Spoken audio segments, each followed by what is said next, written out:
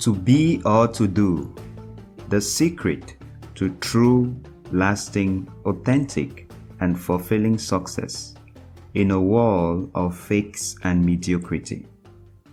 Written by BODAS DJOUMESSI. Read by the author. Definitions. A to-be person, as described in this book, is the state of becoming or having become something or someone.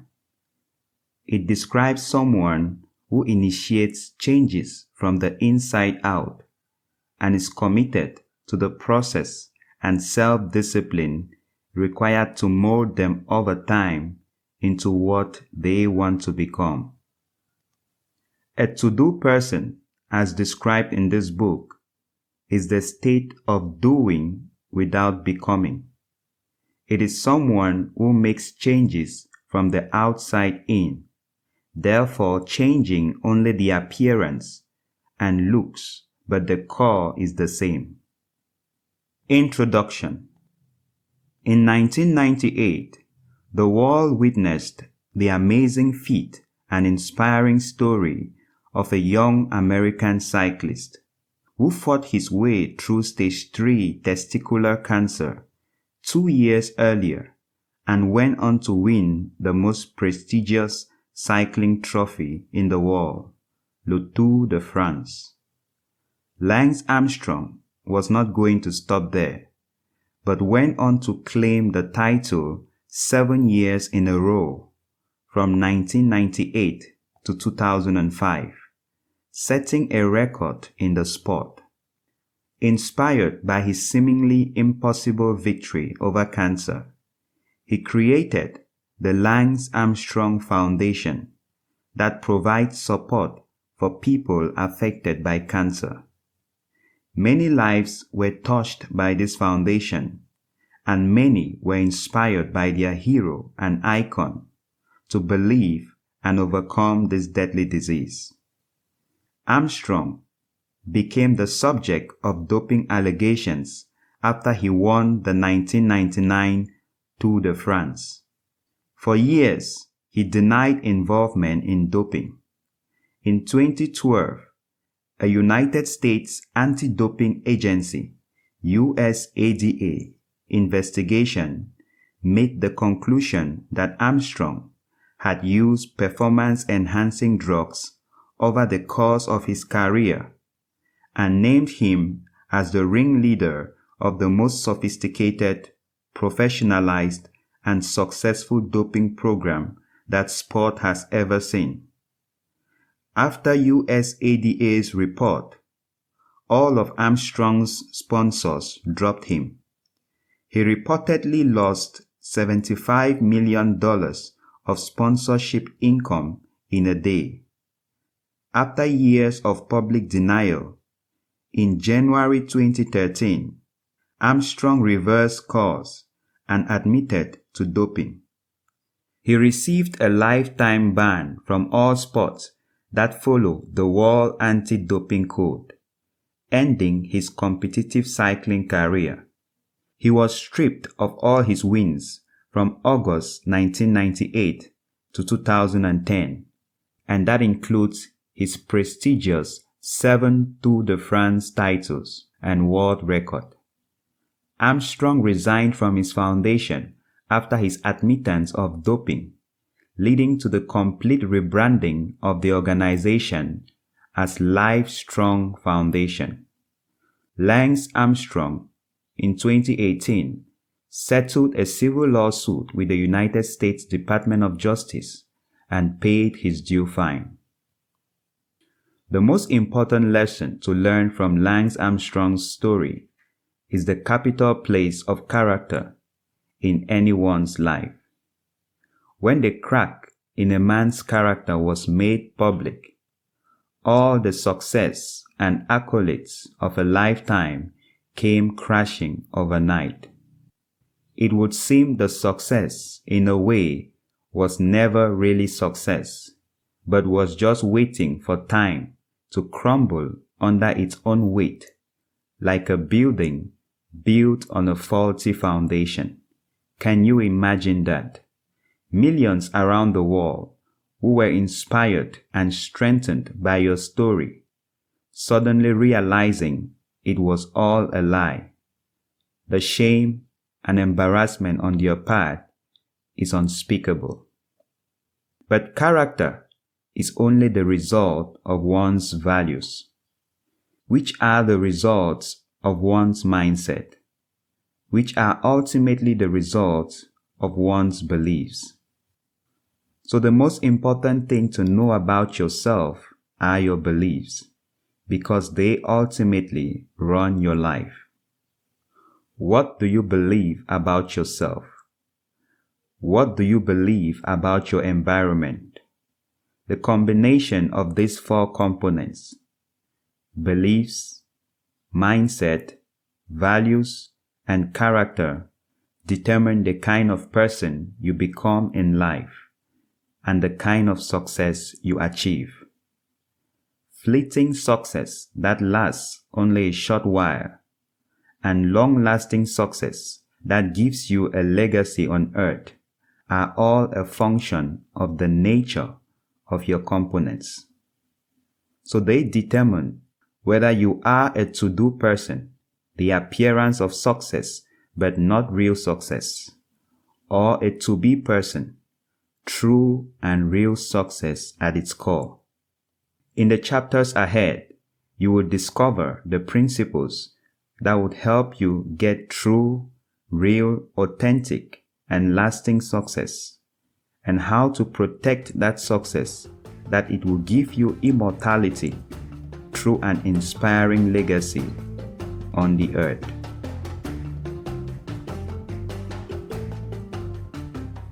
Chapter 1. Smoke Success Today. The pursuit of power has always been the motivation of all humanity. From ancient biblical recordings of the first man disobeying a simple instruction in order to become as powerful as their creator, to the present-day political tussles around the globe. It's evident why so many of us love superhero movies and comics. In them, we see the powerful self we long to become. Power, being the greatest pursuit of man, comes in many forms. Financial power in the form of money, intellectual power in the form of knowledge, physical power in the form of muscles, and spiritual power in the spirit world. And one thing we often don't realize is that no one seeks power for power itself.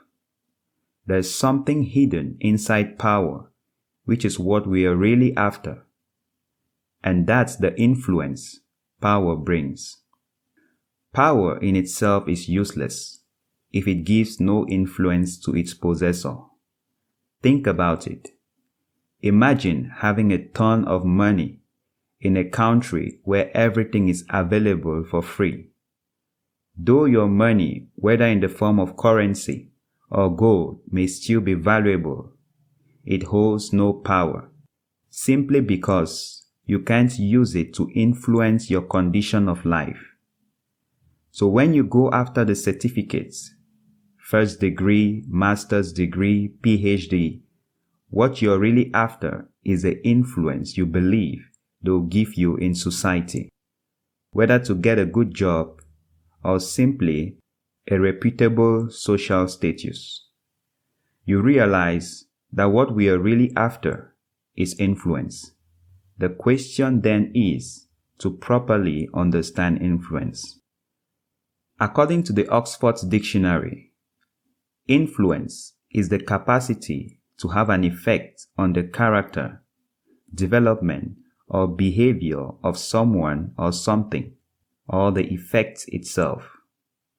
Man's capacity to have an effect on his environment is what has guaranteed his survival through the many changes our beloved planet has experienced. We can affect temperatures in the Antarctic and Sahara deserts to suit our living conditions, That's influence. So you realize we pursue power frantically for influence reasons.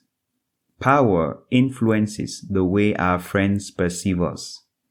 It influences our living standards.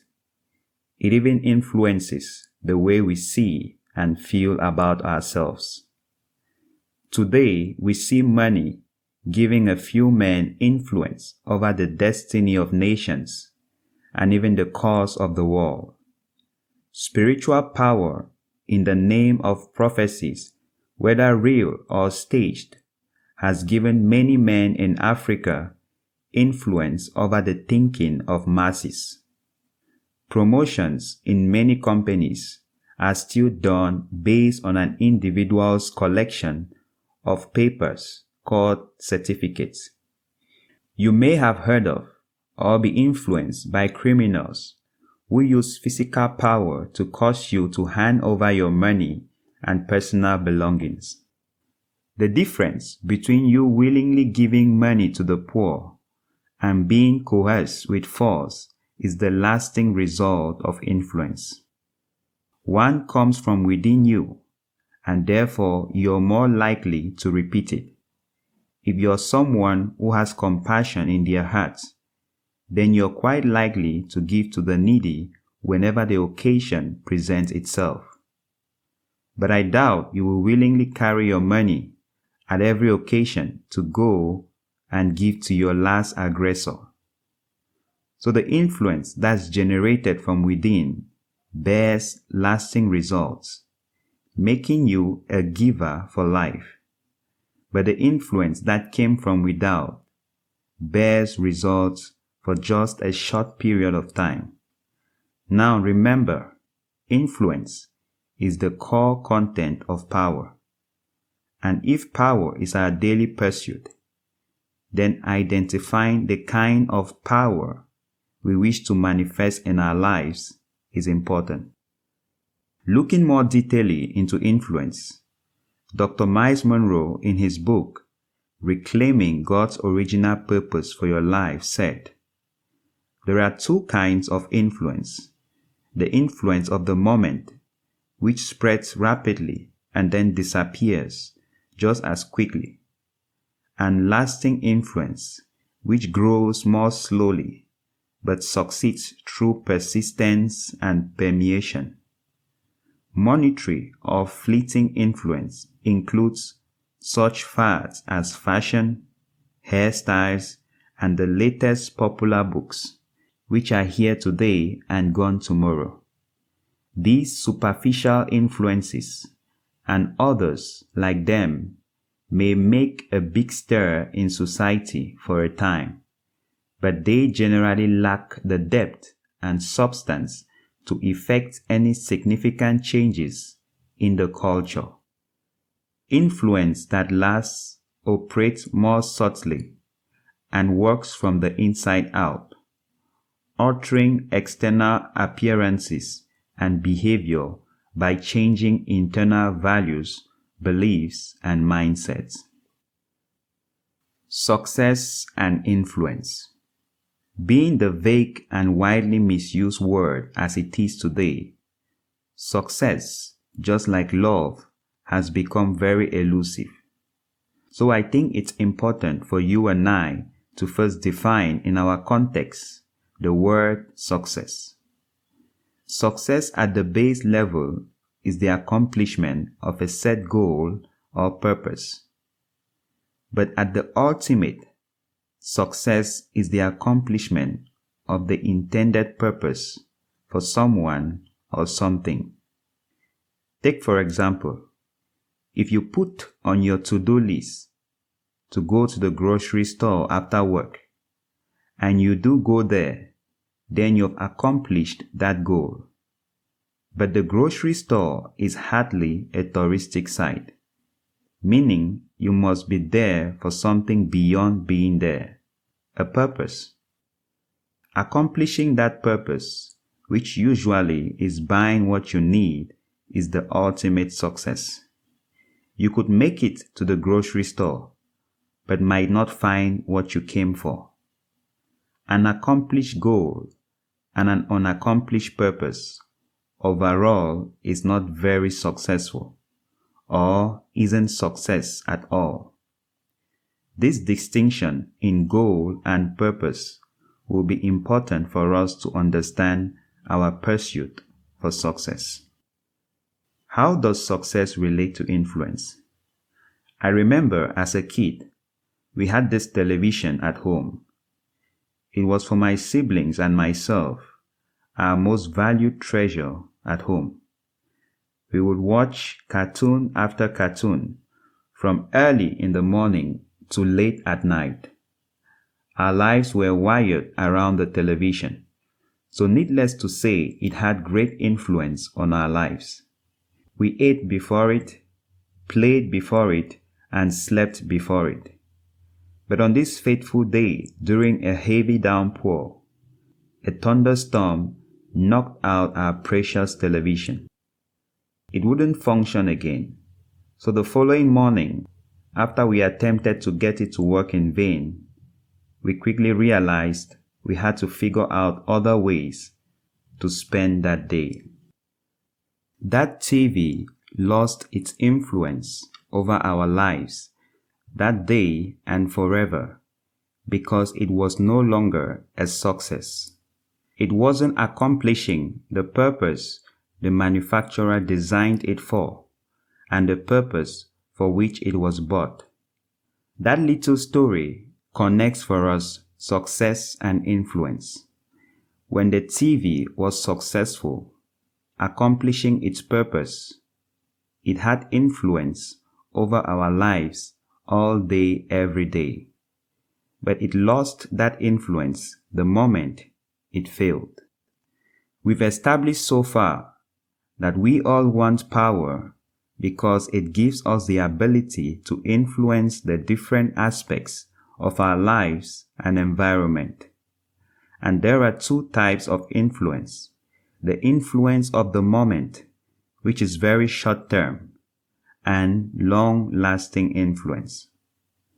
We also just established that, like the TV, succeeding in a given purpose gives you influence.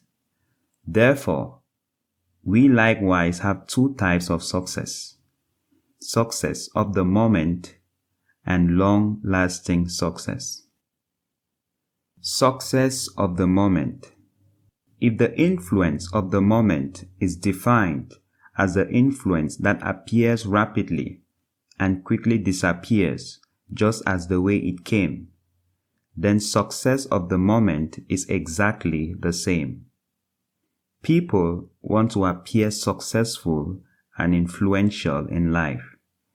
This desire has been greatly fueled by our increased exposure to media in the last couple of decades.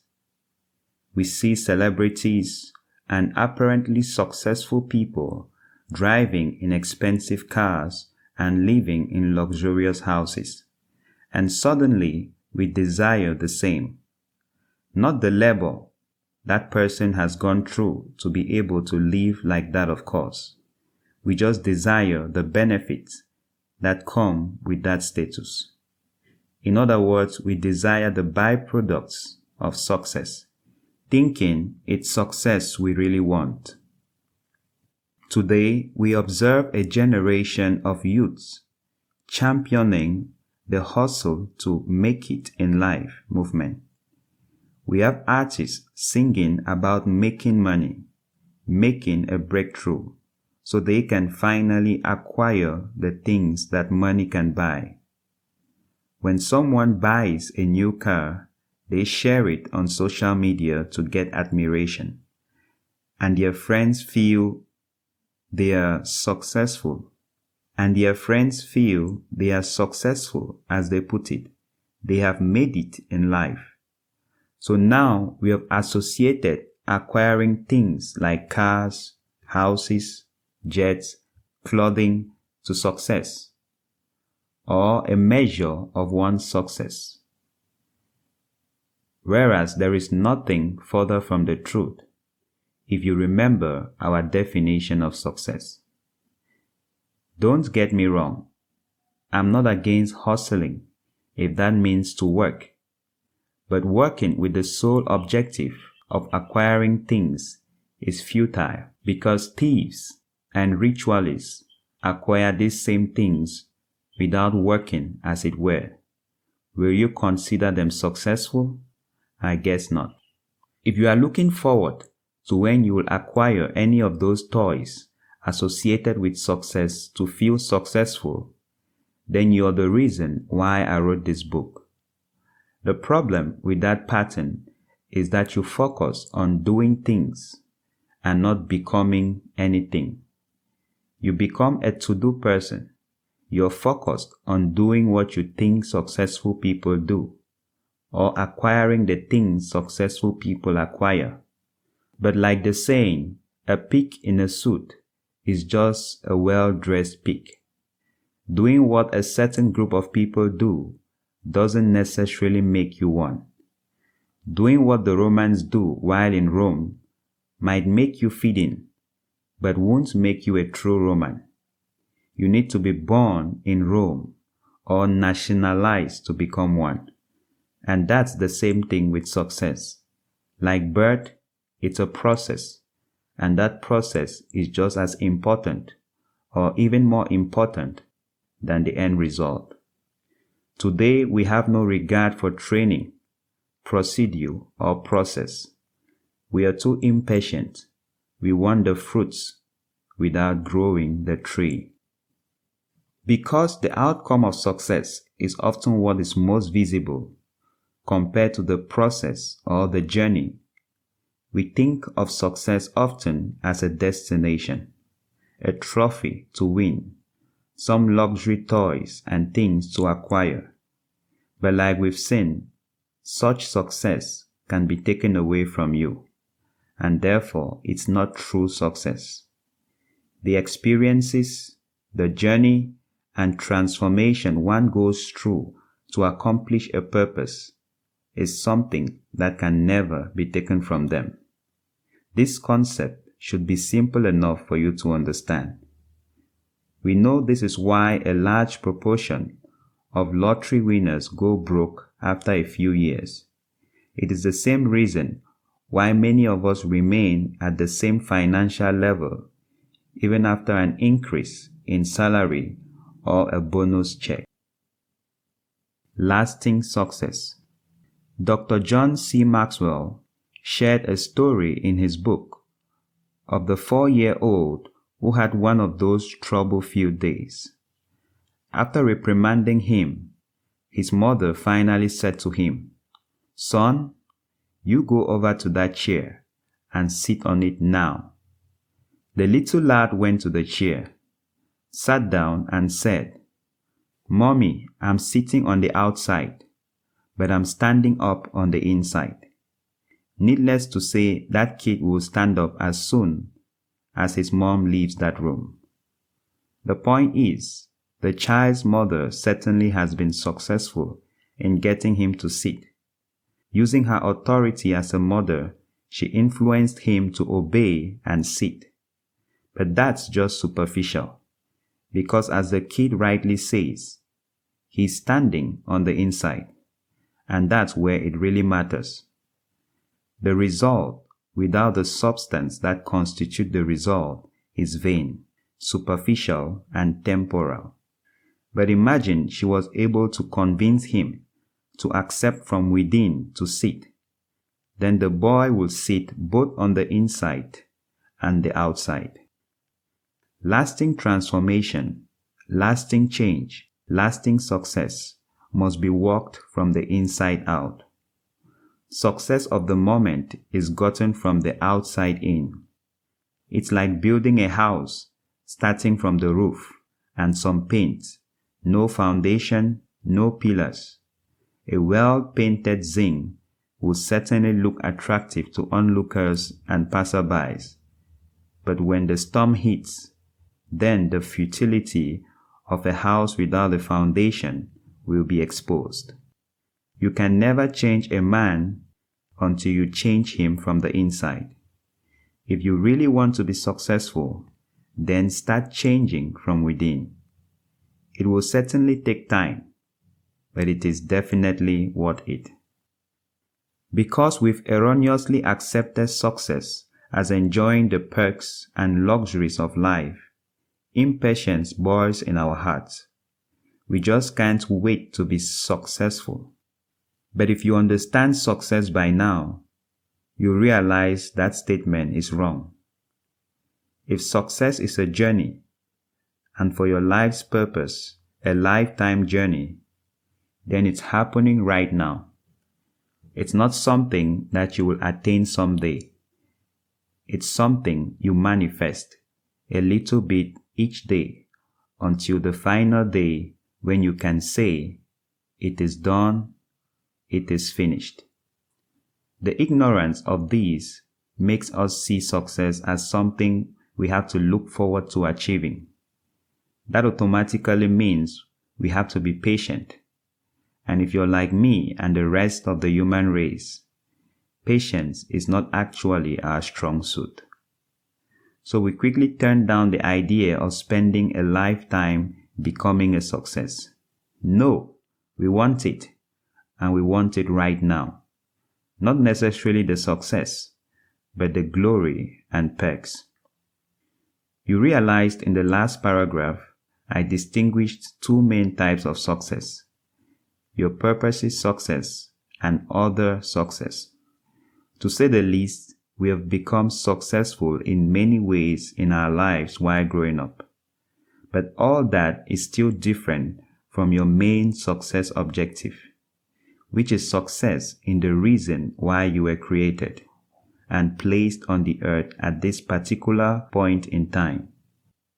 All other successes in your life, like learning to walk, mastering a skill or trade, inventing a product, must culminate to the fulfillment of your reason for being here. Otherwise, all the same, you would have succeeded in the little things, yet failed in the one big thing, ultimately making you a failure. That's the reason why many will end as failures today, even though apparently looking successful is simple. We impatiently pursue the appearance of success, not minding the substance. But it turns out the substance is more important than the appearance. An unpainted building with a solid foundation will still resist the storm, but certainly not the most beautiful and decorated building without a foundation. Why pursue success from within? Growing up as a child, I learned from my parents and other older people that it was better in the Western world.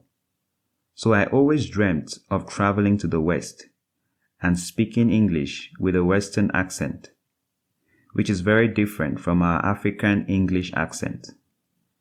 Back in 2007, my dad was transferred from Bamenda, one of the two major English-speaking towns in my country.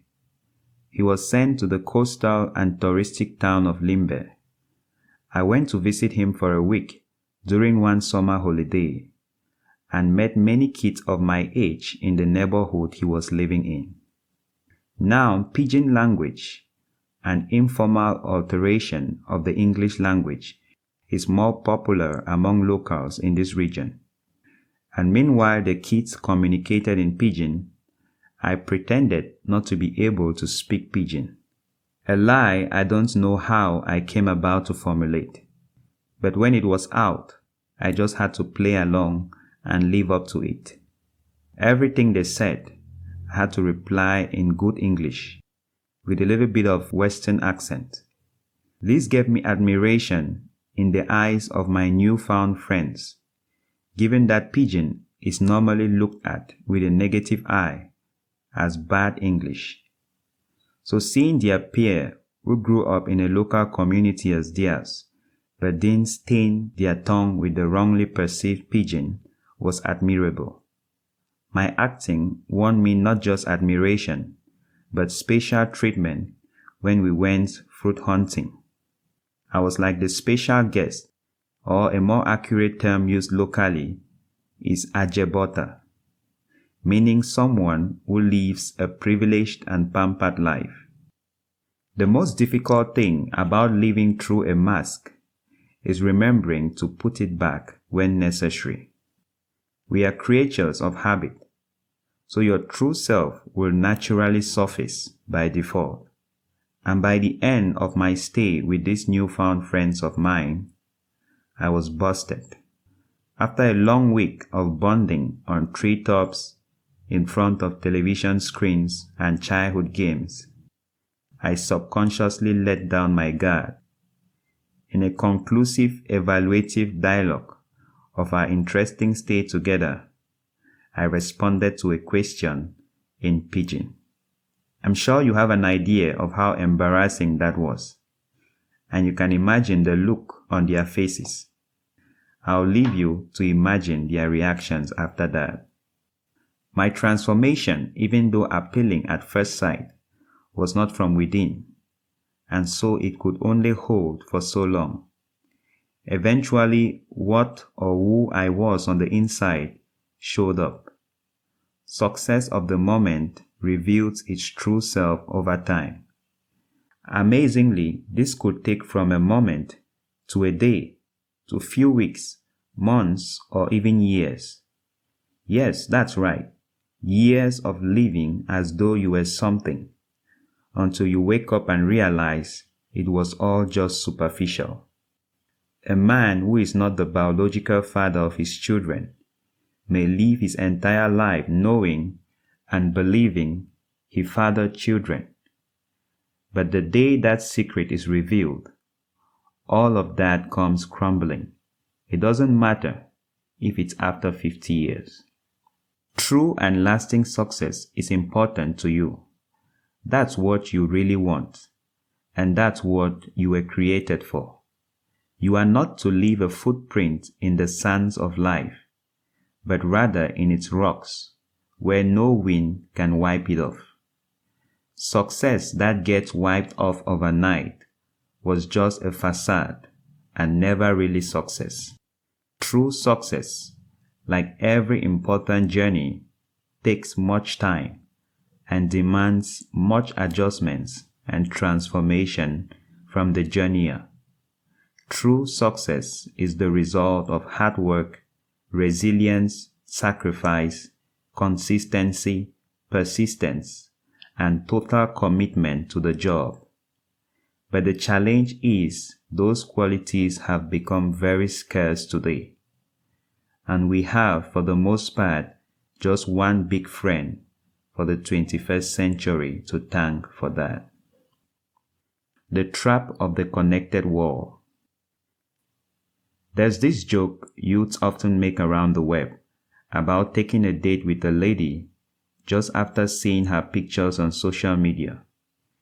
Usually it doesn't end well, as the guy suddenly realizes a big dichotomy between the picture in his phone and the lady seated before him. If you're part of the younger generation, then you certainly understand this firsthand. It's just mind-blowing what the pressure of keeping up with the Jones has become with the popularity of social media. We give one image of ourselves on the web, which is completely different from who we truly are in person. Why would someone wake up in the middle of the night to ease themselves, then before returning to bed, update their status as real entrepreneurs don't sleep, we hustle all night? What happens is, their unsuspecting contacts surrender their influence and admiration to this success guru. But of course, nothing can be hidden under the sun. Incompetence will eventually be exposed when the opportunity to deliver results presents itself and it is unable to. To an extent, we are all affected by this, though others more so than some, because the imposter actions of one intimidate some who start doing the same to ease their self-esteem, posting every minute details of their lives, overhyping experiences and encounters they have to make themselves look more successful or influential. However, the idea itself that you need to prove your success to people is counterproductive to true success. I've never seen a hen lay eggs and go around chattering for everyone to come and see, or a mango tree bearing fruits, then creating a hype for everyone to notice. True and lasting success is designed to be attractive in and of itself. The need for extra publicity is usually not a good sign. I always say, if people haven't noticed you, then you simply haven't become enough of what you're supposed to be. Just like we don't pay much attention to a tree with unripe fruits until they become all ripe, juicy, and attractive. So forget about what you can do to get more attention. Focus more on what you are to become. And once you're getting there, one person after another will start noticing you, and before you know it, they will chase you down to have a taste of your fruits.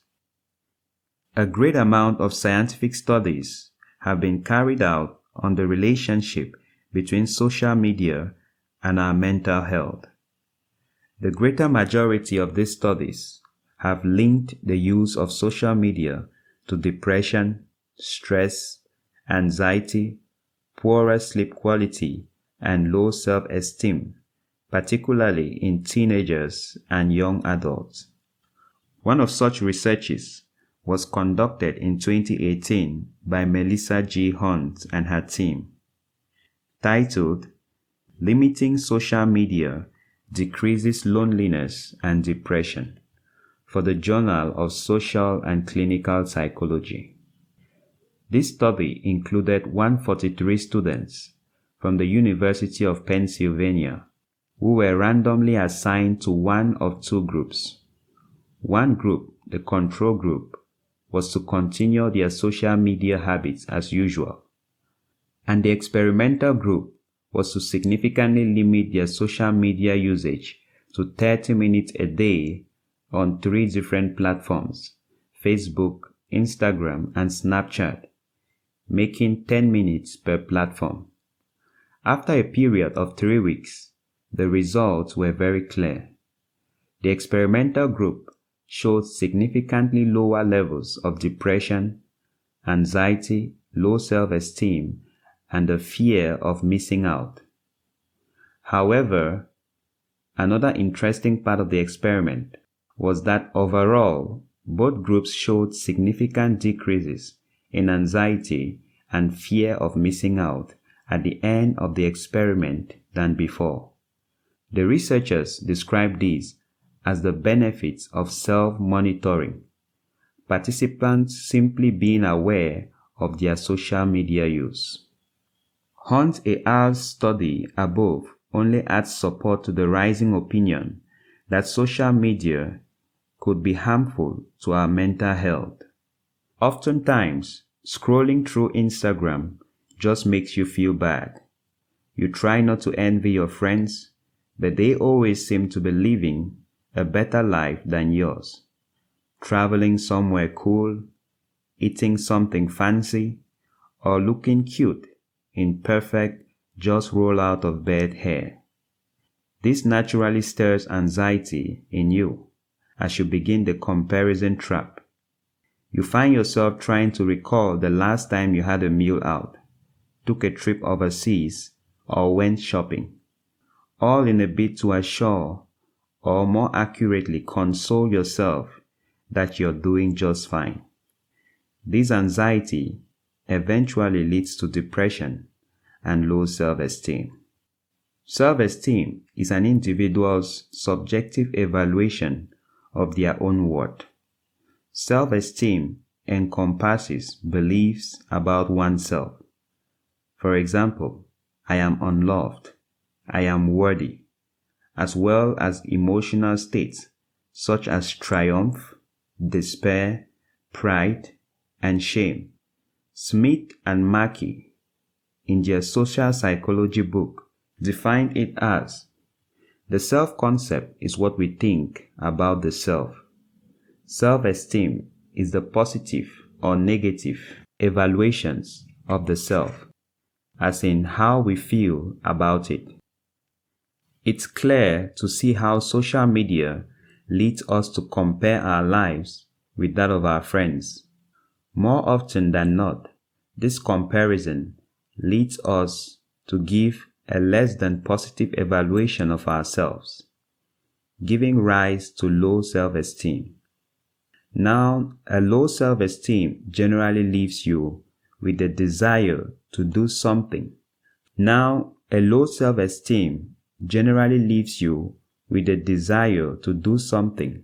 To step up your esteem. So come to think of it, what could help you improve on your self-evaluation? For some, it could be a relationship, others money, and the things money can buy, or some higher social status. Overall, one word fits all of that perfectly, and that is success. When intimidated by our friends' unrealistic and carefully curated life, we feel a need to be more successful than we already are. We desire to have or have had more results in our lives.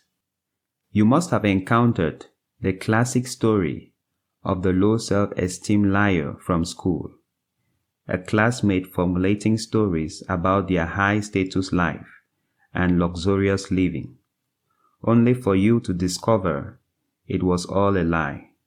Perhaps you were one of those who told such stories in a bid to increase your self-esteem and self-worth among your peers, or like you just anchored to a lie because it made you feel better about yourself.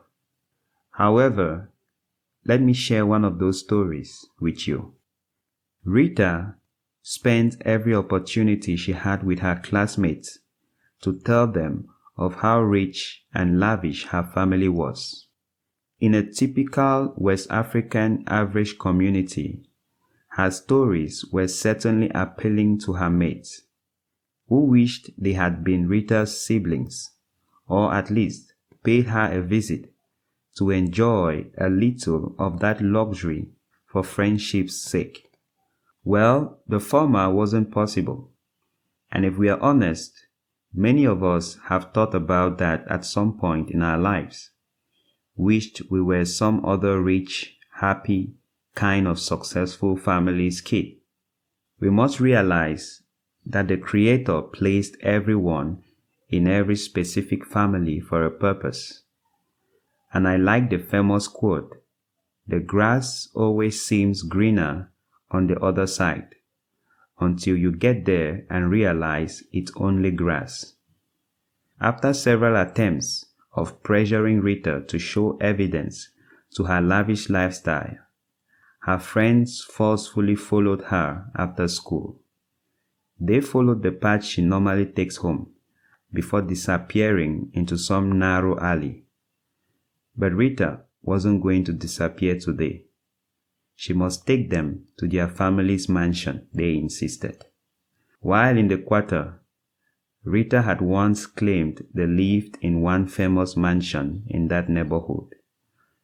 On getting to the mansion, instead of facing her lie and repenting, Rita's pride wouldn't let her. She went on to ring the bell of a total stranger's home and boldly waited. A foreigner showed up at the gate, and while her friends had stepped a little behind out of fear, Rita quietly requested for some water, a request which was granted, and she and her friends had a drink. Now Rita won't enter their gate and go home. Her classmates stand watching, but she insists to first see them off. "Well, won't you even drop your school bag before seeing us off?" one of her mates insisted. She denied. After a long wait, her mates gave up, and returned to their homes. But one of them secretly followed Rita to her actual mansion, a tiny little spot her loving parents were able to provide her and her siblings at that time. And when her classmates gave her a surprise visit at their mansion the following day, it wasn't the muscular, mean-looking bodyguards and angry wild dogs that welcomed them, but rather a greatly embarrassed and sobbing Rita. True and lasting success, which is the result of becoming something specific, or what you were created to become, takes time. But the emptiness in our hearts is present and urgent. Meaning, if we are going to rely on success and achievements to solve our low self-esteem problem, we will be long crippled by depression. This leaves us with the shorter and easy route of faking success. Why wait tomorrow when we can have it, and all of it today? But of course, we don't realize that certain things must take time. But like I said earlier, we are all predisposed to be influenced or affected by this desire for quick success. So the first step to your freedom is to decide to be true to yourself. What are you without the mask? What are you without the facade? There is a potential for true and lasting greatness inside every single one of us. But if we settle for the lie, we relinquish the need to truly become, and therefore abort our divinely infused greatness. Fake gurus. If you use social media often, you must have come across some expert daring you through social media ads to join their network and achieve your dreams quickly, often by signing up for a free course. The internet has seen a tremendous increase in the number of these gurus. It may be questionable whether they are really experts at the craft they claim, but they are certainly one at preying on people's insecurities and desire for to-do kind of success. They flaunt before your eyes the prospect of making money easily and very fast. If you just learned some easy skill they discovered, just like a carrot being dangled before a donkey, they rent expensive mansions and cars and tell you everything belongs to them, and they'll teach you for free how to get there. The big question has always been, did these people actually make their fortune? That's if they have any, from the skill they are trying to teach, or they are going to make their fortune in the process of attempting to teach you a skill, which in this latter case means the skill in itself is worthless. What matters is their simulation of teaching it to you. So you have people who are trying to make fast money off people who are also seeking ways to make fast money. How interesting. This is why the principles in this book are very important.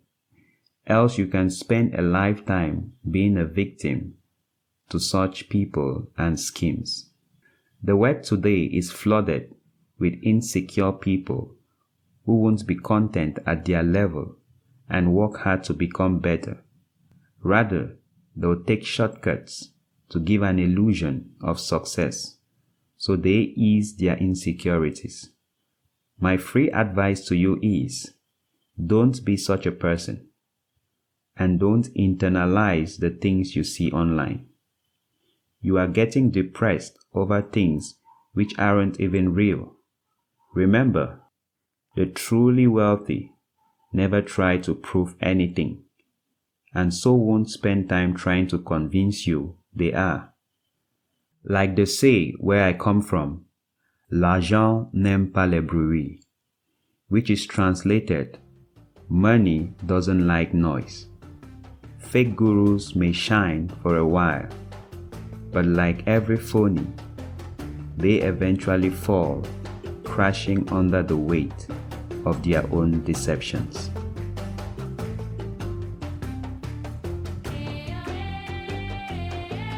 Chapter 2.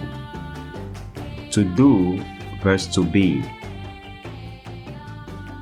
The biggest challenge I fear I might have is really getting you to separate doing from becoming in your mind.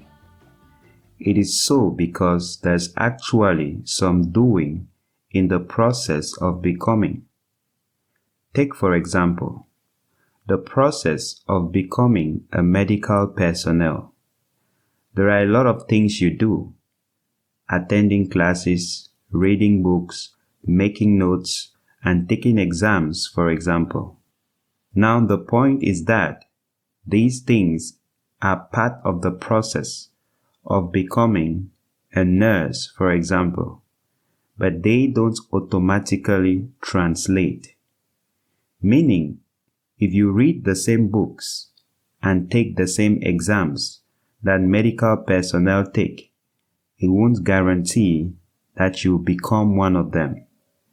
Perhaps you might be in title, but in the core things, the foundation that makes up a medical practitioner, not at all.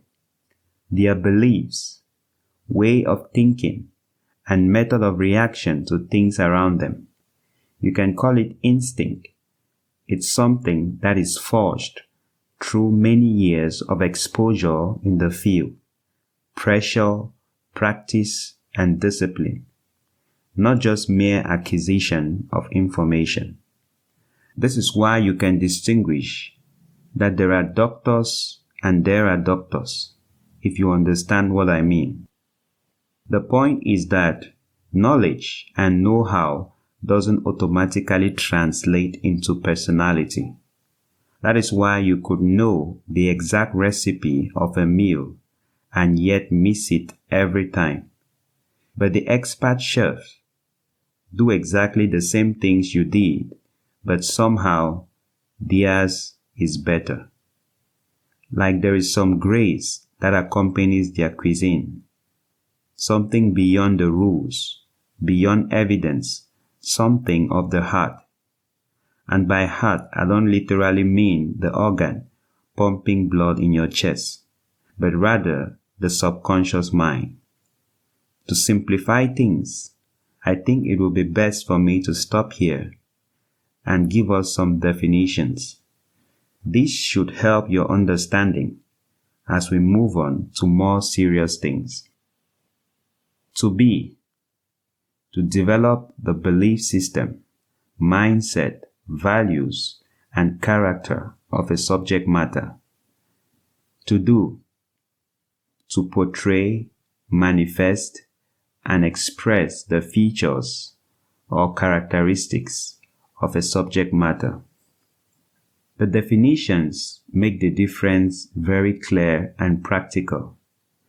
And that is, for example, that wearing a lab jacket doesn't make you a doctor. Talking like a certain group of people doesn't make you one of them. That having huge sums of money doesn't make you rich. And if it may shock you, being moral, kind, nice, like a Christian, doesn't make you one. Having the appearance or manifesting the characteristics or features of something doesn't make you that thing. Like I've already mentioned, that is transformation from the outside in. So to make it short, to do is seeking change or transformation from the outside in, while to be is seeking change or transformation from the inside out. The confusion between these two approaches to the problem is the major source of all of mankind's problems. If you don't believe me, why do you think government policies fail over and over?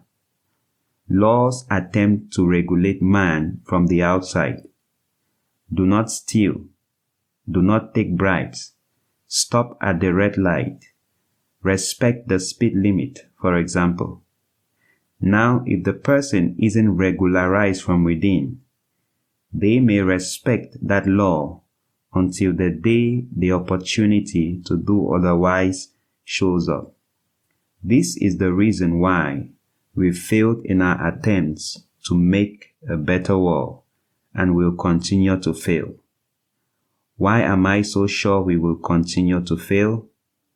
Because even God, the Creator, failed when He used this approach.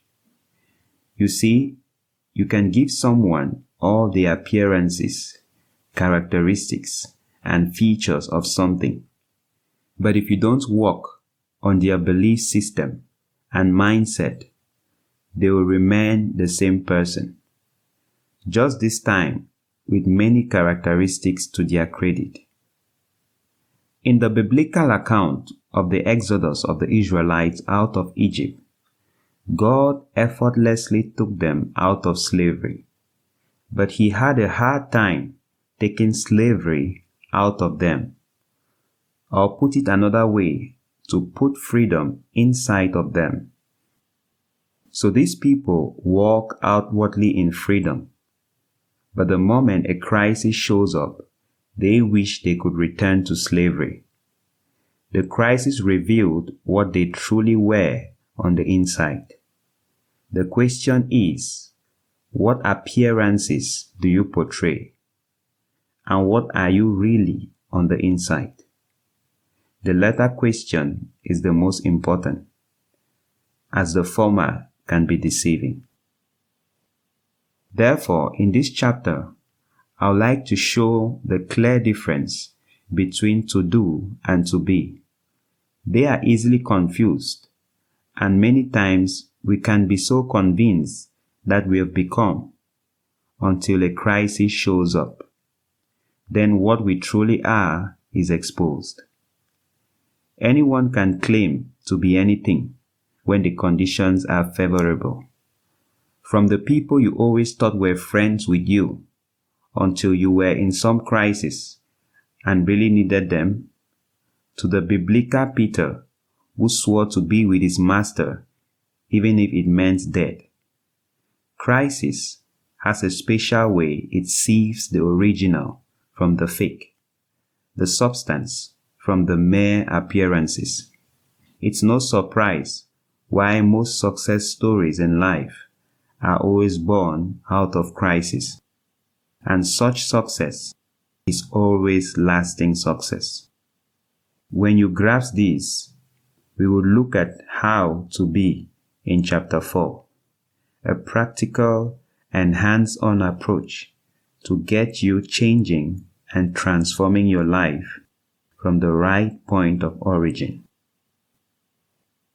To be or to do rich. To begin in our exploration of differences, if you permit, let's begin with finances. You must have noticed the statement above that having much money doesn't make you rich, and you might agree or disagree. But if ever you're one of those who disagree, then I'll ask you a simple question. How much money will I give you for you to consider yourself a rich person, for example? Think about it for a minute. Only the fact that the answer to the question is subjective makes my point. Someone might say $1 billion, someone else $1 trillion, another only $1 million. But if you permit us use our litmus test, which in this book is the crisis test, then what will become of you when you lose the money through some crisis? Chances are you might turn out to be poorer after such a crisis than you were before the money gift. Why? Because being rich is not just about money, but the mindset, belief system, values, and character of the rich. Money is simply the result of inculcating those 4 items. So though a crisis may hit and you lose all your money, it won't take long for you to make it back and more. To truly become rich is to have the equivalent of the Midas touch. Whatever you touch, everything at your disposal is turned to gold.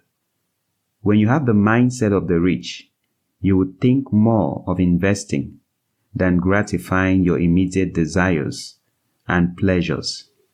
Now it takes character to do that. After all, we are just humans, and that means we are first of all emotional beings. Above is an example where you get free money. Let's take it one step further.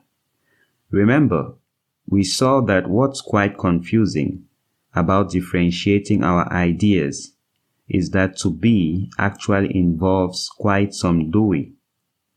So if you receive the same financial education like most of the world, then you were told to go to school, get good grades, and get a high-paying job to make a lot of money. One thing you notice is a lot of doing. You do school, you do grades, you do training, and you do job search. Now you may be making a lot of money from that skill you learned in school or precisely that job. Applying our crisis tests and putting in conditions where you lose your job, then that cash flow stops flowing. But hey, you're still a qualified lawyer, teacher, engineer, or whatever you studied at school. But what you realize is that what you've really become is not a rich person, but a lawyer, teacher, engineer. In life, what you have truly become is what no crisis can truly take away from you. And that's what remains after the crisis makes you lose your job. I'm not saying you shouldn't go to school to specialize in a career, but instead pursue the study and mastery of money. No, after all, money isn't everything. It may answer all things, according to the wise king in Ecclesiastes 10:19, but it isn't everything. What I'm actually saying is, don't make the mistake of thinking becoming in one subject matter translates to others. So you've become a pilot after your training. You may be earning big, but it doesn't mean you've become rich too, no matter how big you're earning. You're only just what you've undergone a rigorous process to become, and that's a pilot, one with lots of money in this case.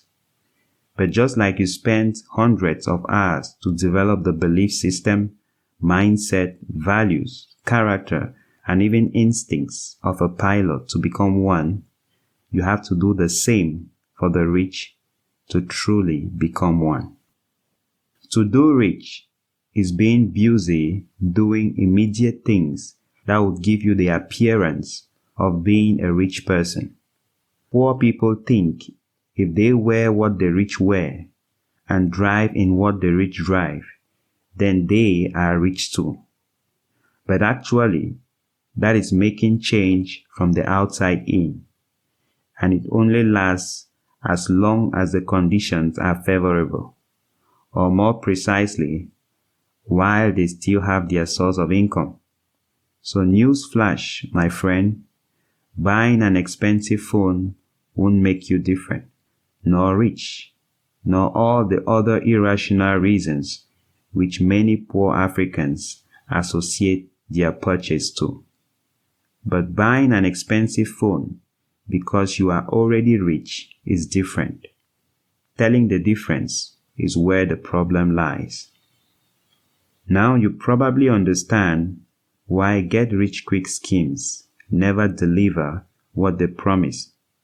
Just the name alone, quick, should tell everyone it's a bad business. Nothing that lasts comes easy nor quick.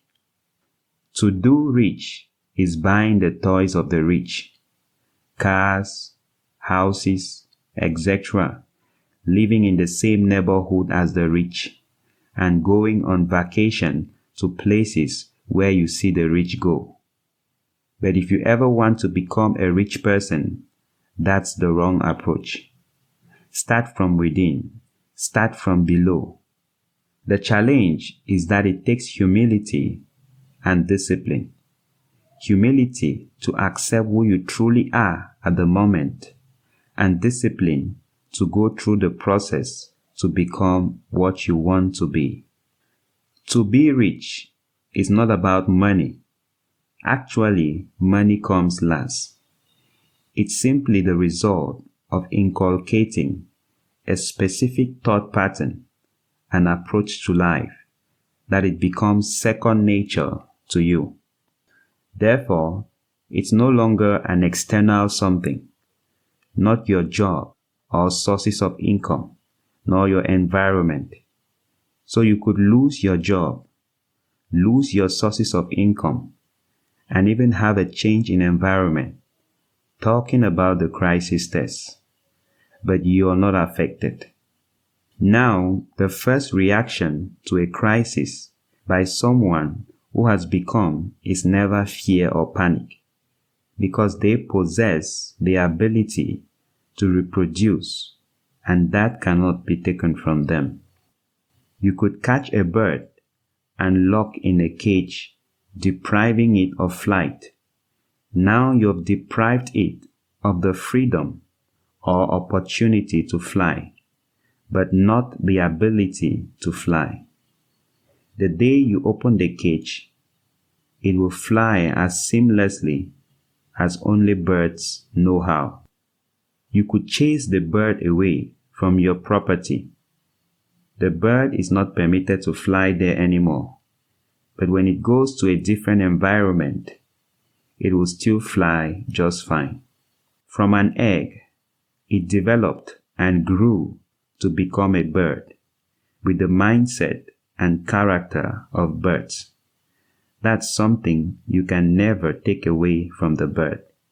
You see, my friend, we are not even at the wings of the bird yet. You may have thought to yourself, but what if you cut the wings? Now that's good thinking out of the box. But what really makes the bird at base is not its wings, its mindset, belief system, and character. Birds that suffer wing injury can still fly with an adapted object to compensate for the lost wing or wingtip if well placed. The point is, to say cutting the wings of a bird makes it no longer a bird is also to say amputating the arms of a human makes them no longer a human. You're first a human before you have limbs. We can learn a lot from the exact words of Africa's richest man, Alhaji Aliko Dangote. He said, "The problem with our younger generation today is that they just want to jump and see themselves up there overnight. It doesn't really happen like that. What you need to do is to be very focused as a person and be dedicated to whatever you are doing. It's not good for you to go and try something. Then after a month you say no, it doesn't work, and you jump into something else. I think you need to be very focused once you believe in what you're doing. You shouldn't take your business or job as an obligation, but rather as a hobby. Because once it's a hobby, you do it better." An icon and inspiration to many African youths and business entrepreneurs, but very few realize the process the Alhaji has been through. Founding his business group in 1977, he was first formally recognized as Africa's #1 billionaire in 2010. That's 33 years of laboring and building from the ground up. 33 years of fighting and not giving up in the face of challenges someone not in his position may know nothing about. These are the other sides of the coin, or rather, the real side of the coin we never pay attention to.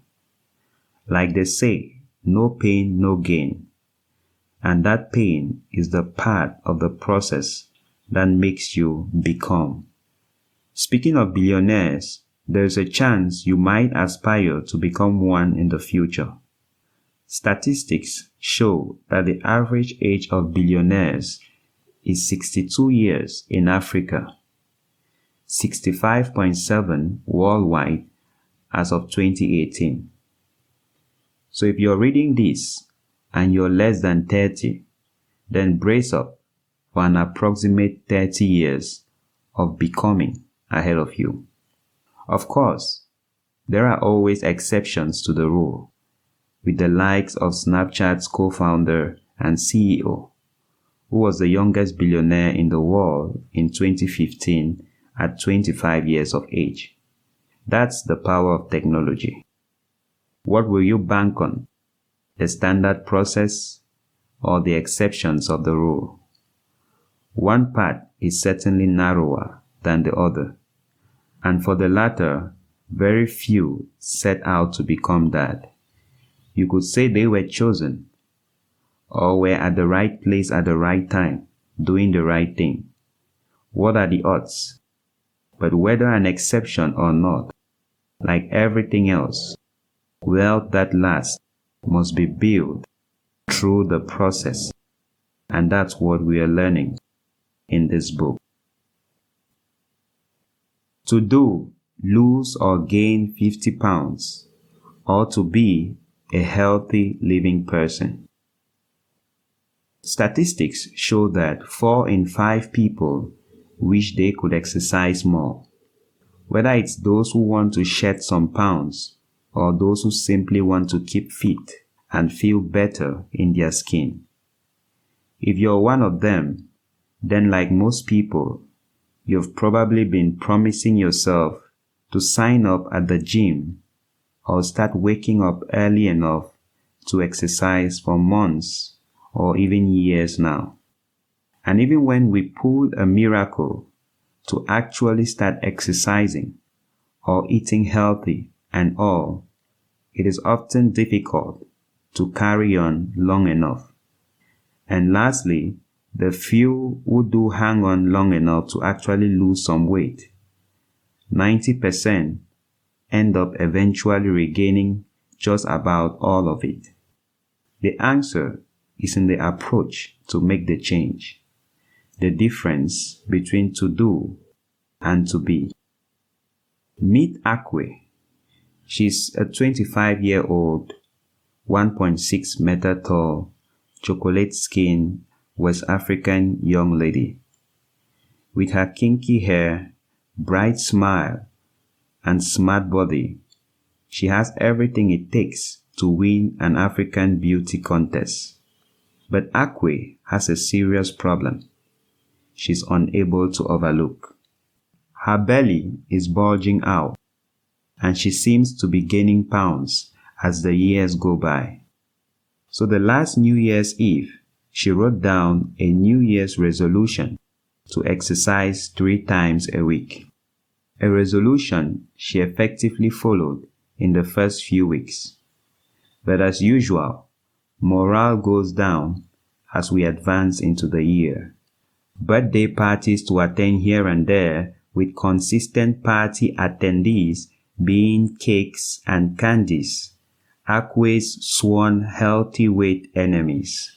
So once in a while, after watching YouTube videos about motivation and achieving your dreams, she gets bumped up and decides to kickstart her healthy living program again. But each new attempt rarely lasts longer than the previous. Now you might be thinking, 𝘱𝘴 is just being selfish and ungrateful, Why would someone in a body smart enough to win a beauty contest still be stressing themselves about a few pounds around the abdomen? And also, why has she let herself to be deceived by the mainstream media definition of a beautiful woman as someone slim in body? As correct as those points may be, they aren't really 𝘴𝘏𝑒's motivation. One day, she stumbled on the thought that she's on the same course like her mom, who being just 30 years older than her, is suffering from weight-related health problems, just like her own mother before her. The truth is that there are many people over the world just like 𝘴𝘏𝑒, who feel the need to be more responsible about taking charge of their health, and that includes men who are wrestling with that pot belly. The reason for this struggle lies in the fact that we are creatures of habit, and this struggle is an attempt to change our habits. Now you know habits are not developed overnight, nor can they be changed overnight either. So don't see it like you're just trying to lose weight. You're trying to get a new habit, and developing the new habit is more important than the weight loss goal you're trying to achieve. Because if you take the quick fix approach, which is to do, by drinking some slimming concoction or having some mean-looking coach beat you into shape in a month or two, you might actually lose that weight. But for how long? The best-selling author of Atomic Habits, James Clear, said in his book, "A goal-oriented mindset can create a yo-yo effect. Many runners work hard for months, but as soon as they cross the finish line, they stop training. The race is no longer there to motivate them. When all of your hard work is focused on a particular goal, what is left to push you forward after you achieve it? This is why many people find themselves reverting to their old habits after accomplishing a goal. The purpose of setting goals is to win the game. The purpose of building systems is to continue playing the game. True long-term thinking is goalless thinking. It's not about any single accomplishment. It is about the cycle of endless refinement and continuous improvement. Ultimately, it is your commitment to the process that will determine your progress." James Clear talks about building systems that guarantee that you will adopt and continue practicing the new habits that will not just get you to where you want to go, but keep you there. And this can be likened to developing the mindset, belief system, values, and character of a true success in that area. Imagine 𝘴𝘏𝑒, instead of just aggressively trying to lose 50 pounds, decides to sit down and start from within. A self-introspection of why she wants to stay at a certain weight range, what benefits it would have for her and those around her, the satisfaction of achieving success in another area of her life will be a far better internal motivation than the fear-triggered motivation she gets from just trying not to end up like her mom. Now, if she asks herself what is the mindset of a healthy living person, what are their values and their belief system? Do they go with how they feel on the table during dinner, or they go with what's best for them? Documenting and meditating on the answers to this kind of questions will help 𝘴𝘏𝑒 the next time she has another life-changing food choice decision to make at a party or restaurant. So instead of trying to resist eating the foods that are not good for you. Try to become the kind of person who eats the foods that are good for them. Developing your character to say no when you have to. Looking at your wall and thinking like an already healthy eater. Now all this new internal approach will cost 𝘱𝘴 time. It's not some crash course, but a new habit, and eventually lifestyle she's trying to adopt. The real accomplishment is the consistency. We must forget about the 50-pound weight loss goal and focus on being consistent with the habits and ideals of the kind of person we are trying to become.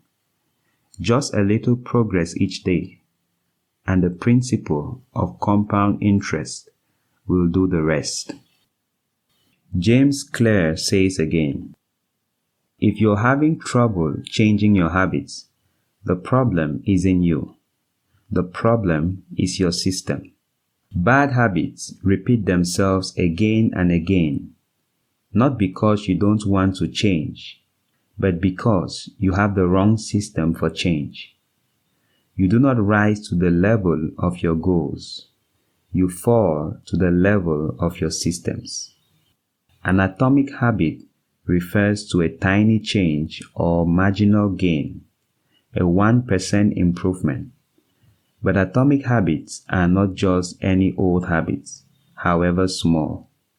They are little habits that are part of a larger system. Just as atoms are the building blocks of molecules, atomic habits are the building blocks of remarkable results. Habits are like the atoms of our lives. At first, these tiny routines seem insignificant, but soon they build on each other and fuel bigger wins that multiply to a degree that far outweighs the cost of their initial investment. They are both small and mighty. This is the meaning of the phrase atomic habits, a regular practice or routine that is not only small and easy to do, but also the source of incredible power, a component of the system of compound growth. To do or to be a leader. A boss tells you to jump, while a leader tells you, follow me, and they jump. You must have come across such quotes differentiating a leader from a boss. The question to properly understand who has become a leader and who is simply doing what the team leaders do is in first understanding what true leadership is and who is a leader. You may wonder what I mean by doing what leaders do.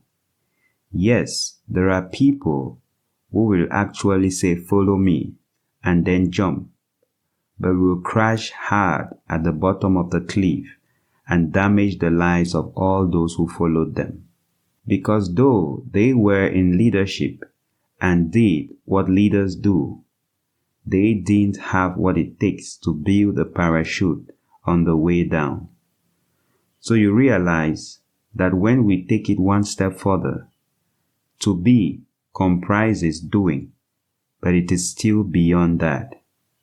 Whereas a to-do person does things to appear as though they have the results, a to-be person does things in the process to first become the results themselves before achieving or manifesting those results.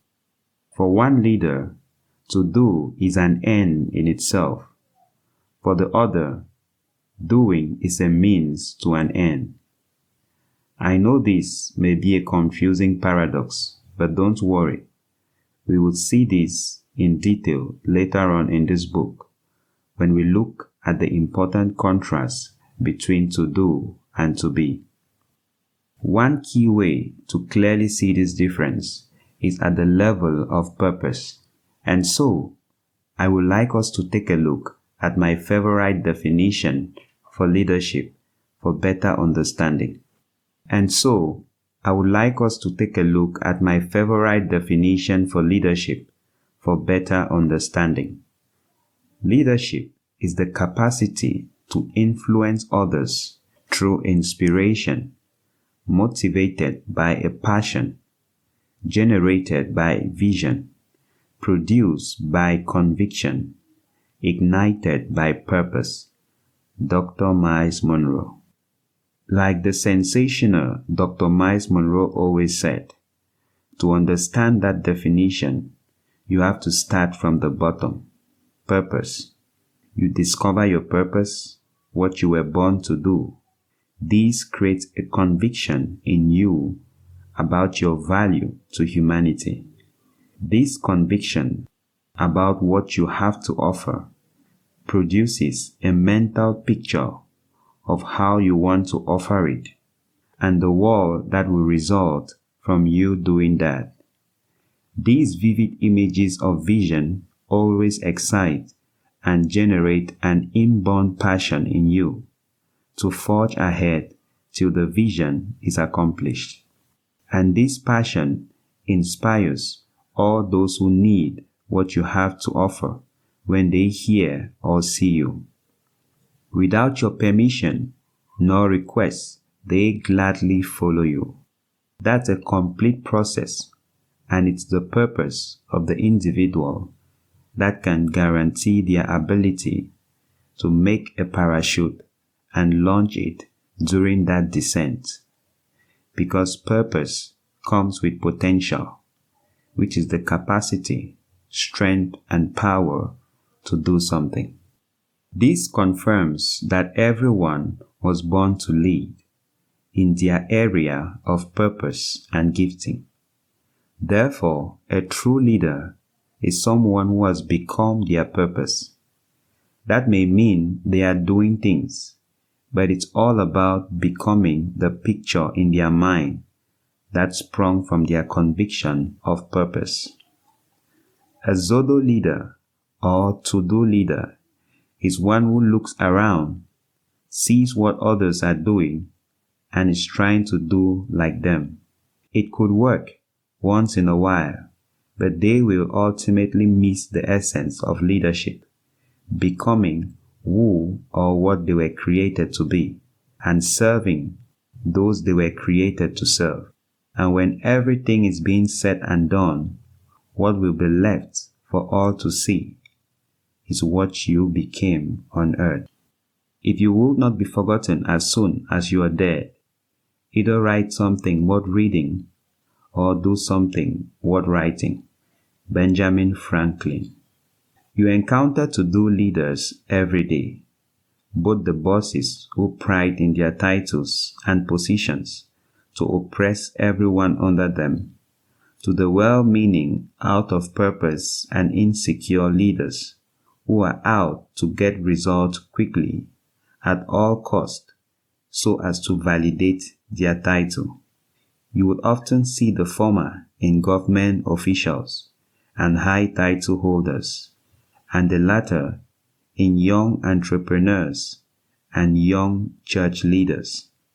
We fail to realize the very important lesson that leadership is first and foremost personal before being public. You have to become for yourself first. You have to lead yourself first. You have to be your number one fan, follower, or consumer. So when it seems the people don't want you anymore or don't seem to follow, you will be protected from insecurity panic. We have to remember that success is not in the result, whether it's people's celebration or material acquisition. You have one mission, which is to become daily your purpose till your dying bed. The accolades, testimonies, and material gain are merely byproducts and must never be mistaken for true success. With the rate of mediocrity in the world today, people are celebrated for doing nothing. Become your purpose. Become who you were created to be, so you can do what you were created to do. This should be your mission daily and your sole measuring stick, that you try to do what the Master sent you to do by becoming what He created you to be. That's what He will evaluate you on.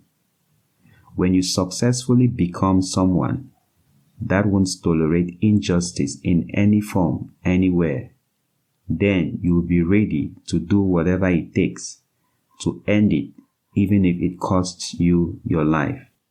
And that's what makes Martin Luther King Jr. an unforgettable leader. As confusing as it might be, for proper functioning, you realize to be precedes to do. And if you can retain just that right now, then it's very good. To do Christ-like or to be Christ-like. Professional hypocrites. Around 600 BC in ancient Greece, theatrical culture was on the rise and quickly became very popular throughout the Greek Empire. Thousands gathered in theaters to watch actors perform. These actors were called hypocrites, where we get the word hypocrite in English today. With the number of actors on stage limited to 2 or 3, plus the fact that they were exclusively male for a while, it is obvious that one character had to play several roles in the same scene and play. This brought about the necessity for stage masks, as they permitted quick transitions from one character to another. The actor will go behind the backdrop, quickly put on one mask, go out and act in the character portrayed by the mask, then go back, put on another, and come out to reply the previous character. These masks were able to solicit real emotions and dread from the audience, as they were made with exaggerated facial features and expressions. Hypocrite actually means an interpreter from underneath, as the actor interpreted each character from underneath the mask, and you never could quite tell who exactly was behind that mask. Over the years, this has given us our definition for a hypocrite today as someone who acts in contradiction to their stated beliefs or feelings. With the 3 categories we have explored so far in this chapter, will you consider a to-do person as a hypocrite? Perhaps you're less likely to, as money, personal health, and leading capacity might not be intricately linked with morality as compared to religion. But is someone who flaunts wealth on social media but hasn't got the mindset blueprint of the rich a hypocrite as concerns finance? Would you describe a person who intensely exercises at the gym to lose weight and yet indulges their poor eating habits just as intensely as a hypocrite? Can we call a leader who is only caring sometimes and cannot be trusted for their character a hypocrite? Well, by now you'll certainly agree with me that to an extent, anyone who tries to do things without first becoming in themselves what they are trying to manifest will fall nothing short of a hypocrite. Maybe not immediately, but certainly over time, every result will be tested by nature itself. Are you a hypocrite? That question generally makes one uncomfortable. But if we must be honest with ourselves, it is a question we need to ask ourselves often. Many times in life, you're still in the process of becoming something. As a matter of fact, every time. This is because life in itself is a never-ending process. Therefore, it will be safe to note, given that we are not aiming at reaching an endpoint, but rather who we become in the process, we might actually never stop becoming, nor fully become till we die. Perhaps I should repeat that. Therefore, it will be safe to note, given that we are not aiming at reaching an endpoint, but rather who we become in the process, we might actually never stop becoming, nor fully become till we die. But one thing that's sure is that at least there's a threshold to attain where you only continue to ameliorate and improve from there. Whether you have $10 million in your account or $10 billion, one thing that's sure is that you're not worried about what you're going to eat for supper. That's the idea of the threshold, the minimum beyond which more doesn't really affect your core or basic essence. Of course, I'm not making $10 million a threshold. That will mostly be unique for each individual, as it depends on several factors, but I'm sure you get the point. So the difference between someone who is still in the process and someone who is an outright hypocrite is admittance. To be in the process means you admit that you have not yet become, and you are consciously working towards that. But a to-do person will end as a hypocrite because to them they have arrived and there is nothing more to become again. It never crosses their mind that there could be something wrong. With a clear understanding of a hypocrite from above, you are certainly able to distinguish a to-be Christ-like from a to-do Christ-like person. Perhaps you might not be a religious person, but just understand that Christ-like in this context, as first used close to 2,000 years ago, refers to people who behaved like Jesus Christ, the Jewish rabbi who claimed and proved himself to be the Son of God and Savior of the world from its self-inflicted evil, pain, and misery. After teaching and giving them the nature and capacity to his believers to live a new and different life, the people around them could not but identify that they portray the character, nature, and mindset of their leader.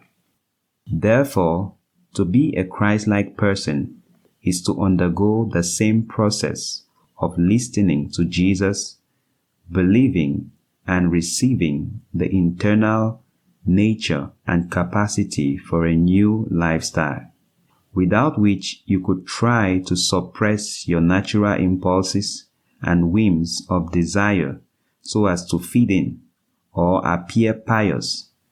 But then, like all to do, you can only do that for so long. It is said that your choice of response to your outer world is simply a reflection of your inner world, your nature, character, and mindset or belief system. I believe this dichotomy between doing and becoming Christ-like is what has relegated Christianity to a religion today, with ever-increasing practices and rituals with no actual influence for positive change in society. The numerous heart-wrenching scandals in the church has, among others, released a great deal of skepticism and mistrust in the eyes of the world. Why? Because there could be no more tangible observance of hypocrisy than in someone who champions one thing, 𝘱𝘢𝘁 the world into it, and then at the end of the day is found to probably be the most wanting in that area. That's the apex of hypocrisy. That's why politicians may be forgiven and forgotten, but church people not so easily. You know, the greater the contrast between words, deeds, and true nature, the greater the hypocrisy. Therefore, don't tell people to go right when you don't go right. When in secret you go left, hoping not to be caught. But you might say that means a lot of things will not be taught again in our schools, churches, and society, because very few people, if at all anyone, exists that are not wanting. Actually, this is why we no longer teach nor discuss many topics, because secretly we know we don't measure up. But the solution to this is to remember the difference between someone in the process and a hypocrite. That is admittance. You may be struggling with cigarettes, for example, and you don't want your kids to follow in your steps. How do you teach them? Admit to them as often as you can your battles, struggles, and disdain for this bad habit you wish you never adopted. You may have had your daughter in high school, and now she's about following in your footsteps while in high school too. How do you teach her? Admitting, admitting, admitting. It's acknowledging that you have not yet become or aren't what you would love to be, but you are evidently passionate about and in the process of making things right. You're in the process of changing things if you ever had another opportunity. You may never have a second chance to not get pregnant in high school, but your daughter should be able to see that with your experience, she's getting the awesome privilege of having that second chance on your behalf.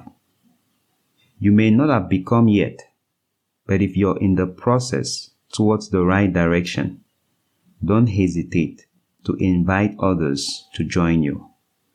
As long as you'll be completely honest with them about your own struggles and first make the commitment to move towards what's right at all costs. You don't necessarily have to open up in public, but let these people know that you are human too, that inviting them to a higher call is just as challenging to you as it is to them, but together you all can become better.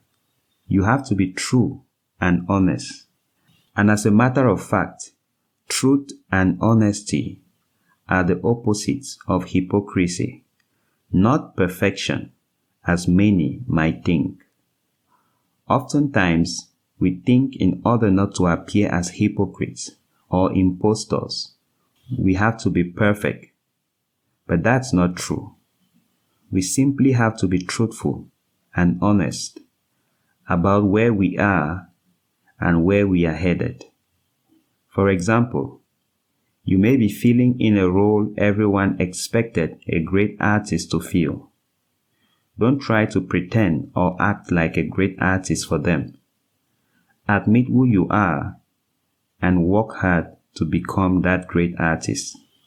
We could go into exploring to do versus to be in several other fields, but I think I would like us to end here. I want us to quickly get into what I believe is most pressing on your mind right now, which is how to actually become a to-be person. But before we go into how to be, I want us to complete our understanding of to-do with the what, how, and why of to-do.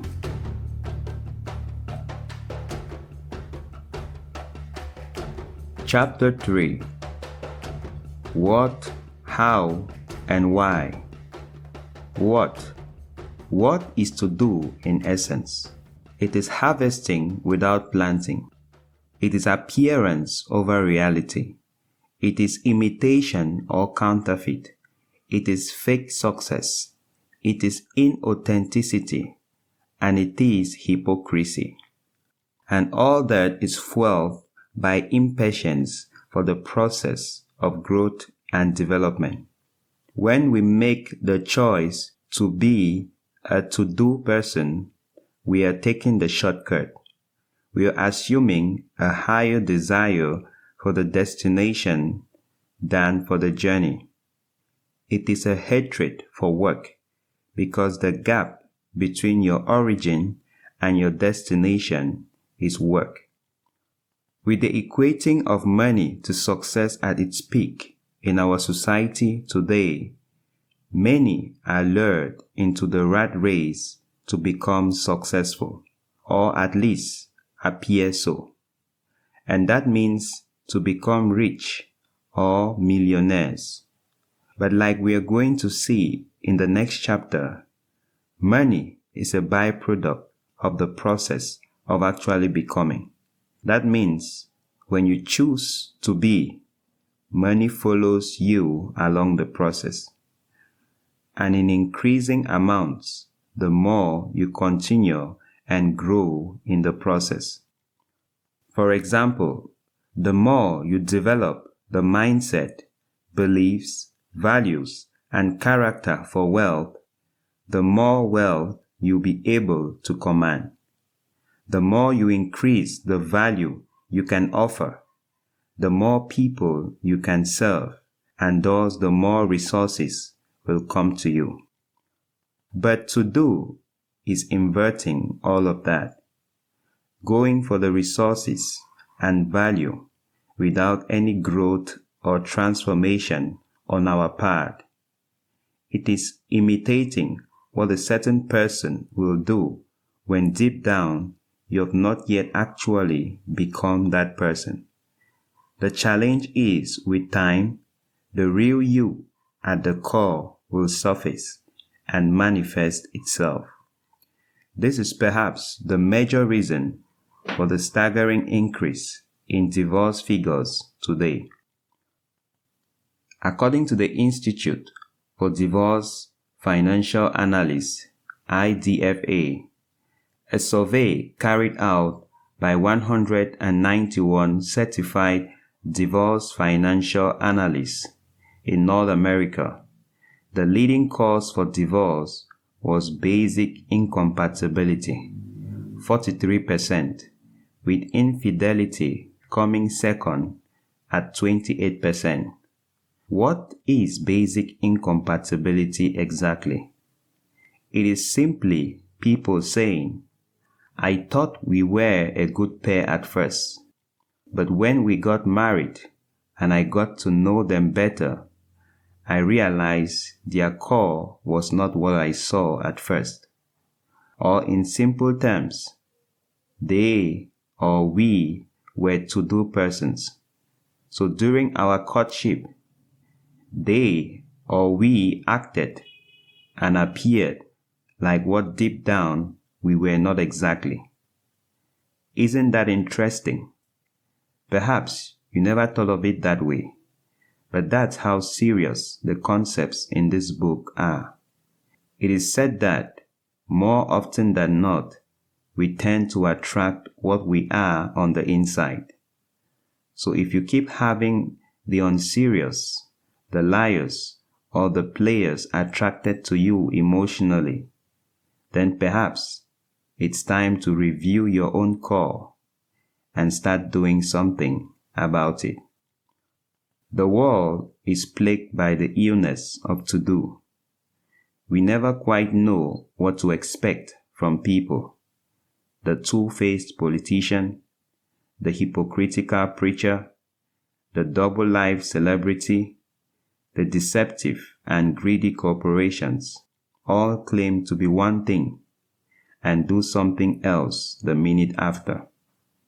This has made trust an intricate necessity for social beings like humans become a very rare commodity. As a matter of fact, people don't believe in trust anymore. Most don't even trust themselves. How much more trusting others? It is because of our to-do nature that we have a rise in get-rich-quick schemes, the craving for overnight success and instant fame. We love listening to success stories because somehow in our minds, they seem to have happened overnight. With our focus on the results, we give a blind eye to the challenges and breakdowns undergone in the process. Whereas all these breakdowns are what formed the foundation of the success. But how did we get here, you might ask? How? The question of how did we come to prefer to fake it than to actually go through the labor and pain of becoming it? My simple answer is our misunderstanding of work. Of course, this misunderstanding has led us to hate work, and so we will rather find shortcuts. However, the salvation of our true and authentic success, so to speak, is in the work. Before I explain further, let me ask you some simple questions. Do you love work? What is your best day of the week? Monday or Friday? If you were presented with a chance never to work again, will you take it? Your negative attitude towards work will limit your potential to become whatsoever you set yourself to be. The purpose of work. Work is as old as humanity itself and was intended to be the core of man. According to the historical account of the first book in the Bible, work was the first instruction given to man immediately after his creation.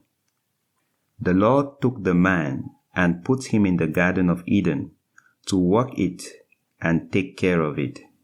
Genesis 2:15.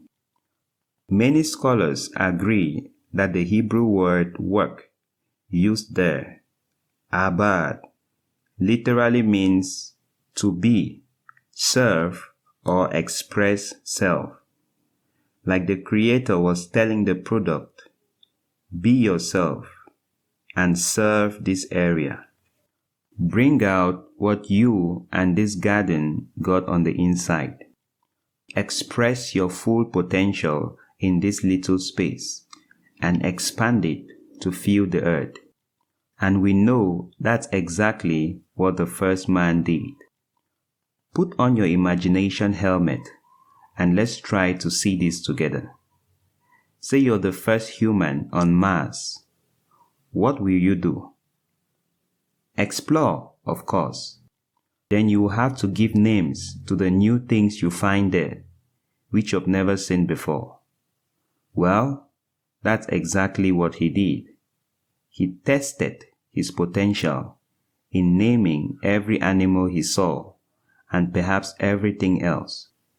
If he didn't try it out, he would never know he had the ability to name things. So work is basically an avenue for self-expression or potential expression, releasing the genius, abilities, and power in you, therefore actually becoming that genius. Remember, if a genius never expressed his smartness, we would never know they are a genius, nor will we recognize their genius. If you have ever worked on a project that excited you, then you would relate to this, especially when it is challenging enough to push you to bring out the best in you. You could spend hours, days, or weeks trying to figure out a certain solution. And when you finally get it, that eureka moment, that feeling of "I've got it finally, I'm a genius" is absolutely rewarding. Every step of the way on your project, every hurdle you overcome, draws out a piece of you into the project. This is perhaps very evident with the work of artists like painters, musicians, sculptors, poets, etc. But the truth is, everyone is an artist in their own right, an area of gifting, and work gives them the avenue to release and imprint their DNA on earth. I cannot imagine a life where you cannot express yourself and your full potential.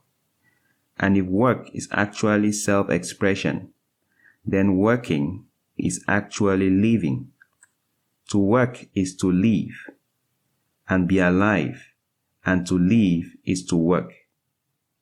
That's why the concept of retirement doesn't quite hold grounds, and you will often see that people in retirement get bored after a year or two, because soon it feels like they are no longer living because they are not working. Therefore, you can never really retire from your work, which in this case, I mean your purpose, and we'll see more of that later on. Originally, everything created is designed to only die after it has released all its potential, or in other words, become fully all what it was created to be. Airplanes are retired after a specific number of cycles, which is a complete takeoff and landing.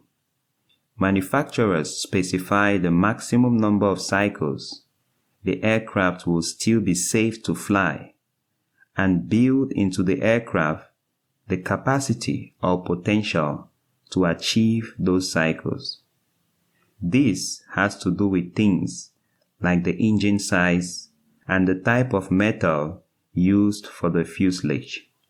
The material used in disposable plates, for example, are different from those used in ceramic plates intended for permanent usage. And it's that material that guarantees the potential of each type of product. On average, planes are retired after 18 years of service, though some could go up to 40 years plus if properly maintained or upgraded to stay within the safe cycles. At every takeoff and landing, the aircraft is working, in quotes, living, expressing itself, releasing the already built-in potential. It doesn't fly so as to become an aircraft, but it flies because it is an aircraft from manufacture. Just like the airplane, the trees and other living things that die naturally after fulfilling their purpose and potential, you were designed to only leave Earth after fulfilling yours too. But a vast majority of us die without expressing ourselves on Earth, because we never get to know who we are or have the courage to pursue and express our true self from the Creator's perspective. A major reason for this is our misunderstanding of work. The misunderstanding of work.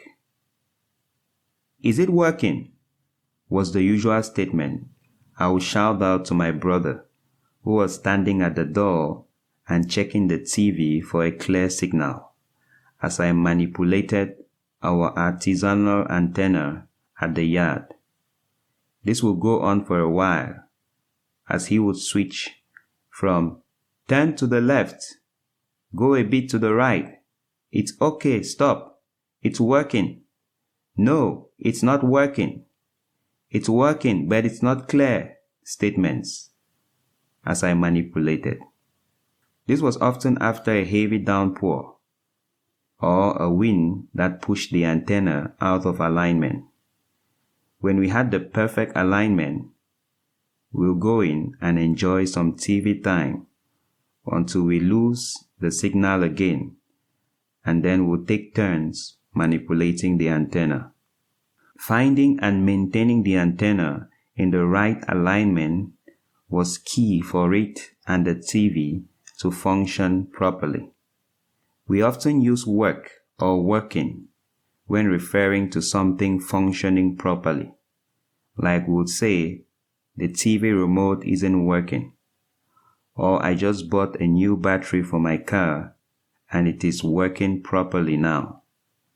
We are saying it is expressing itself, manifesting, or releasing its potential properly. But things don't just stop working properly unless they have completed their lifetime.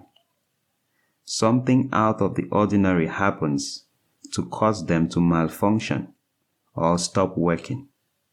And that is what happened with the first man, which eventually brought about our misconception, misunderstanding, and hatred for work.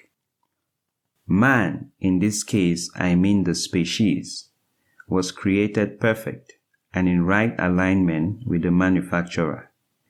This allowed man to function and use work to express themselves until something out of the ordinary happened. Man deliberately disobeyed the instructions of the manufacturer, and this placed him out of alignment with the conditions necessary for his proper functioning. Let's take a look at that. And the Lord God commanded the man, saying, Of every tree of the garden thou mayest freely eat, but of the tree of the knowledge of good and evil thou shalt not eat of it, for in the day that thou eatest thereof thou shalt surely die. Genesis 2:16-17. Among others, this instruction for proper functioning was clear to man and very simple to understand and apply. But what we see one chapter ahead tells us they didn't find it that simple to apply. Now, the serpent was more subtle than any beast of the field which the Lord God had made. And he said unto the woman, Yea, had God said, Ye shall not eat of every tree of the garden? And the woman said unto the serpent, We may eat of the fruit of the trees of the garden, but of the fruit of the tree which is in the midst of the garden, God had said, Ye shall not eat of it, neither shall ye touch it, lest ye die. And the serpent said unto the woman, Ye shall not surely die, for God doth know that in the day ye eat thereof, then your eyes shall be opened, and ye shall be as gods, knowing good and evil. And when the woman saw that the tree was good for food, and that it was pleasant to the eyes, and a tree to be desired to make one wise, she took up the fruit thereof, and did eat, and gave also unto her husband with her, and he did eat. And the eyes of them both were opened, and they knew that they were naked, and they sewed fig leaves together, and made themselves aprons. Genesis 3:1-7. Airplanes must be operated within strict guidelines delivered by their manufacturers, outside which the result will be total chaos. This is evident as statistics show that 85% of aircraft accidents are caused by pilot or human error. That is when the actions of the pilot or maintenance engineer, whether intended or not, are out of line with the aircraft manufacturer's flight guideline or maintenance procedure. And as we see from the scripture above, man failed to follow his manufacturer's guidelines. But what relationship has this to do with work, you may ask? Well, let's continue a few verses down, where man faces the repercussions of his disobedience. And unto Adam he said, Because thou hast hearkened unto the voice of thy wife, and hast eaten of the tree of which I commanded thee, saying, Thou shalt not eat of it. Cursed is the ground for thy sake. In sorrow shalt thou eat of it all the days of thy life. Thorns also and thistles shall it bring forth to thee, and thou shalt eat the herb of the field. In the sweat of thy face shalt thou eat bread, till thou return unto the ground, for out of it wast thou taken, for dust thou art, and unto dust shalt thou return. Genesis 3:17-19. What is most remarkable here is that one chapter behind, man was offered to eat of any tree even before he started working. But now he is told he would have to sorrow, sweat, and labor to have basic bread, all because he disobeyed the manufacturer's guidelines. That leads us to our first and perhaps most prominent misunderstanding about work. 1. The purpose of work was never to put food on the table. Why do you wake up every morning and go to work? Great chances are so that you won't go broke and will be able to provide for yourself and your family. Yet we see from above evidence that man originally had provision made for his food and basic needs even before he was told to work. A question you should think about is, if all your basic needs were provided for free, would you still work? Work was in. Thank you for listening to part 1. Download the full audiobook by visiting the link in the description below or going to www.teespring.com/stores/dominate-0.